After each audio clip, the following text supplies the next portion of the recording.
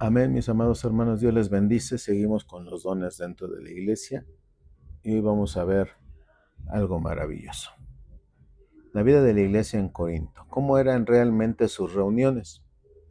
Cuando nosotros leemos 1 Corintios 14, es muy fácil imaginar una iglesia parecida a las nuestras, con un templo, un horario fijo, una Biblia en cada mano y un programa bien organizado. Pero la realidad era muy diferente. Para que nosotros entendamos correctamente este capítulo, primero debemos de viajar al siglo I y conocer cómo vivían aquellos cristianos. Y vamos a ir viendo poco a poco las limitaciones que ellos tenían. Primero, no existían los días domingo como día de descanso como lo tenemos hoy tú y yo. Hoy sabemos que el domingo es el día en que la mayoría de las iglesias se reúnen. Sin embargo, en tiempos del apóstol Pablo no existía un día oficial para que descansaran los cristianos, hermanos, de sus labores. El domingo comenzó a ser reconocido como día de descanso hasta el año 321 después de Cristo, cuando el emperador Constantino emitió un decreto. Antes de eso, los creyentes trabajaban como cualquier otro día. Muchos eran esclavos o trabajadores que no podían decidir su horario. Por esa razón las iglesias se reunían muy temprano, incluso antes de salir el sol o al terminar su jornada laboral. Un ejemplo lo encontramos en una carta escrita por Plinio el Joven al emperador Trajano alrededor del año 112 después de Cristo. Allí él explica que los cristianos se reunían antes del amanecer para cantar himnos a Cristo y para comprometerse entre ellos a vivir en santidad, y después compartían una comida sencilla. Esto nos lleva a entender, hermano, el enorme esfuerzo que hacían en aquel tiempo para poder congregarse. No era un día específico como el nuestro, sino que tenían que hallar un tiempo, incluso en las madrugadas, para poder reunirse y cantarle al Señor alabanzas a su nombre.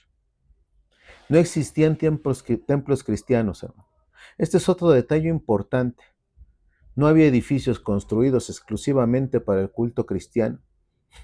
Las reuniones se realizaban en casas particulares, en patios, en talleres o cualquier lugar donde hubiera espacio suficiente.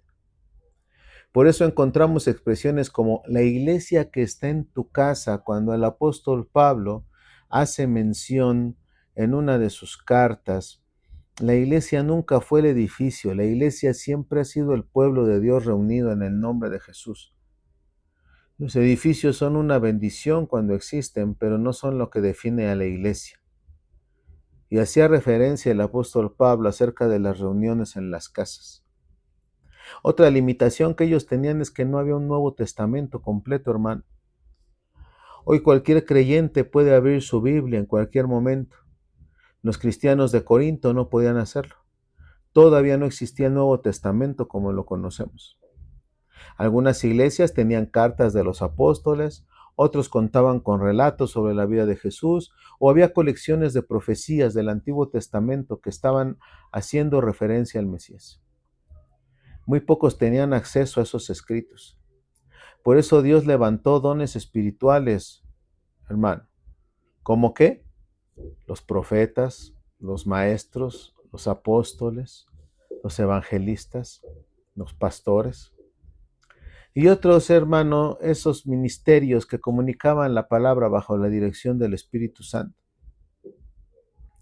Pero precisamente por eso, también era necesario discernir cuidadosamente todo mensaje, porque recuerda, no toda manifestación espiritual provenía de Dios. ¿Cuál era el problema de Corinto? Bueno, la iglesia de Corinto tenía muchos dones espirituales. El problema no era la falta de dones, hermano. El problema era la forma en que los estaban utilizando. Los corintios amaban lo espectacular.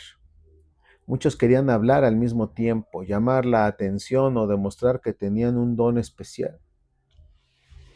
El resultado venía a ser una reunión llena de confusión. Había mucha participación, pero poca edificación.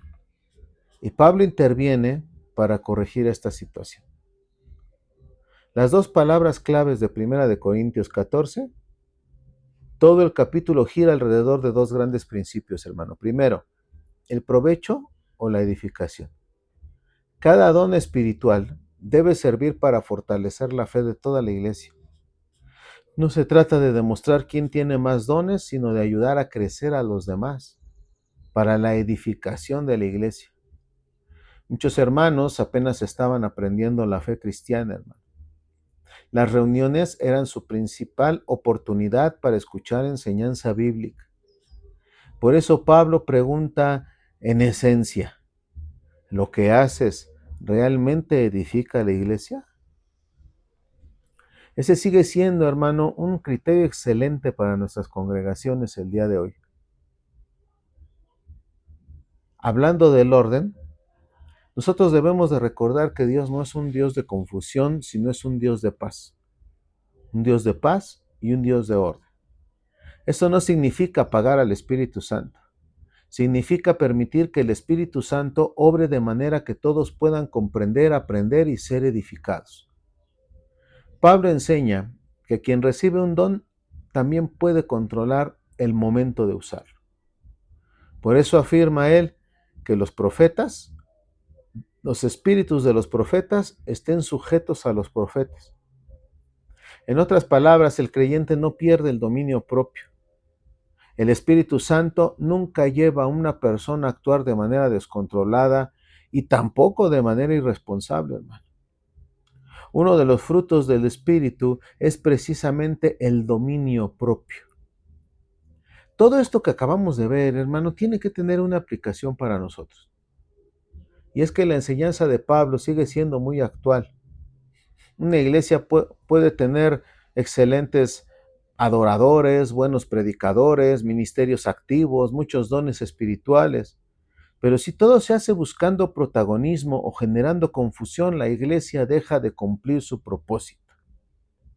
En cambio, cuando cada creyente utiliza el don que Dios le dio para servir a los demás, cuando existe respeto, orden y amor, la iglesia crece sana y el principal objetivo, Cristo, es glorificado.